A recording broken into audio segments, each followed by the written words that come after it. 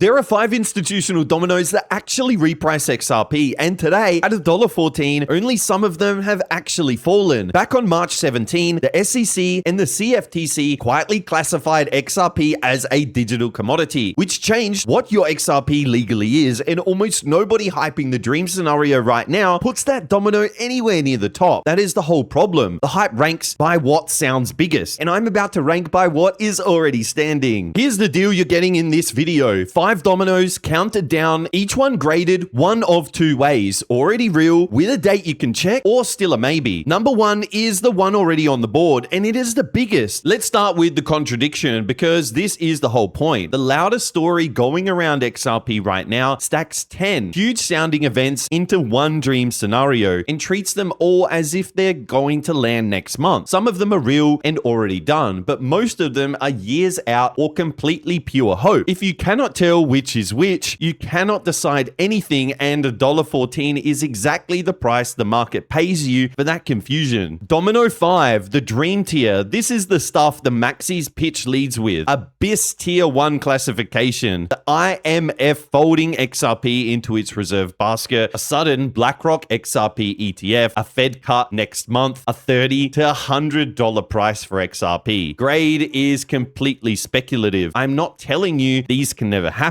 I'm telling you that not one of them has a date on the calendar, and a few of them are not even close. The honest way to hold these is an upside you do not pay for. The hype sells them as imminent. They are not. That is Domino 5 precisely because it is the loudest and the least real, and most holders rank it first. One quick thing before Domino 4, if you'd like to trade XRP, you can check out WEEX, my favorite crypto exchange. You get a massive discount on all your trading fees and a huge sign-up bonus. But don't forget, it's not financial advice and only for entertainment. Domino 4, spot ETF inflows. Grade is real because XRP spot ETFs have pulled in somewhere near 1.4 to 1.5 billion in cumulative inflows since they launched. An ETF, if the word is new to you, it's just a regular stock market product that holds real XRP for you. So a pension fund or a cautious investor can get exposure through their normal brokerage. That money is already in. It is not a promise, and here is what it does for your $1.14 XRP. It means the most conservative, rule-bound pool of capital in the market has already decided XRP is worth holding through a regulated wrapper. That is a floor forming underneath the price, built by people who move last and the slowest. Comment below because I want your read. Which one of these 5 dominoes do you actually think matters most? Drop your number because most holders rank them backwards, and the spread always tells me who is positioned for what is real versus what is loud. Domino 3, RLUSD. RLUSD is Ripple's stablecoin, a digital dollar pegged so that each token stays worth $1, and it sits at a near 1.7 billion market cap, live across more than 70 networks. That's not a slide on a pitch deck. That is settlement infrastructure moving real money today. And here's the mechanism the hype skips. At 1.7 billion does not sit still. RLUSD runs on the same ledger XRP secures, and the more dollars move across those networks, the more the underlying rails get used and the more liquidity gets sourced in XRP to bridge the corridors a stablecoin alone cannot cover. It is real plumbing that is quietly pulling on the asset underneath it. Small today, real today, but it compounds over time. Subscribe and tap that like button if knowing which of these is already real changed how you look at the XRP candle, because the next 2 dominoes are the ones that decide this whole thing. Domino 2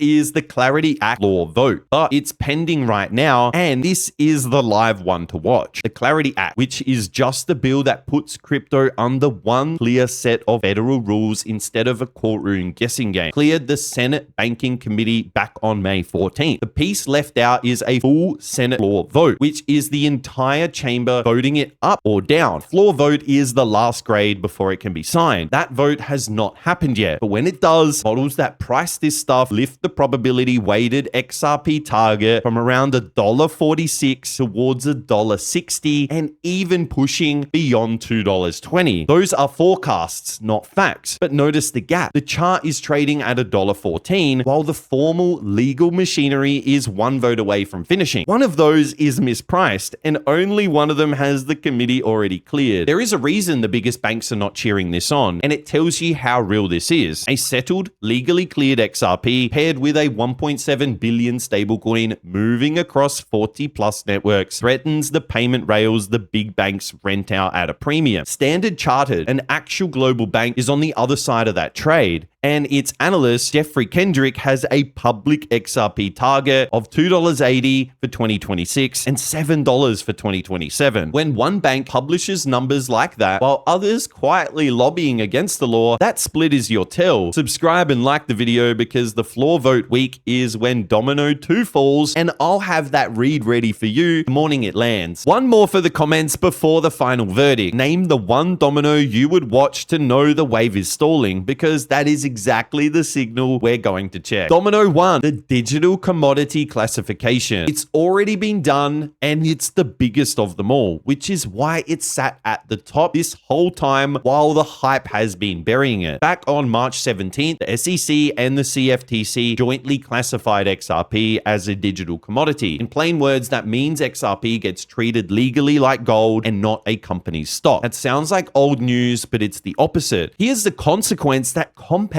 A huge pool of institutional money is legally barred from holding unregistered securities. The moment XRP is formally a commodity is exactly what the Clarity Act floor vote pushes into law. The custody desks and the mandate-bound funds that were forbidden from touching it are suddenly allowed to hold the underlying asset, not just that ETF wrapper. The classification has already fallen. The floor vote turns it from framework into permanent law, and that's the domino that's quietly repricing everything stacked above it, because it does not just move the price.